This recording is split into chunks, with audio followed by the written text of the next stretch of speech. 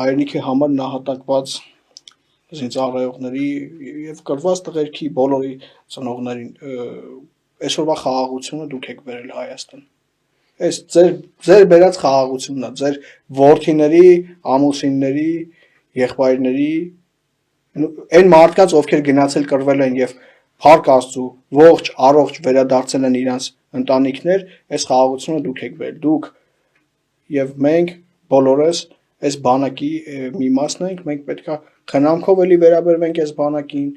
Լուր, խնդիրներ շատ կան, բայց էլի լուր, պետքա ոնց որ ասում եմ, գլուխները սկախ գործ անենք մենք։ Ես ուզում եմ ասել, որ մենք ապրողներս պարտական ենք ձեզ, եւ այդ պարտականությունը թեևս կարելի է համարել կատարված, եթե մենք ունենանք լավ երկիր, լավ հզոր երկիր։ Ու մենք թերևս կարող ենք համարել, որ Վազգենի պատգամն էլ այդպես կկատարենք, որ մենք ունենանք հզոր բանակ։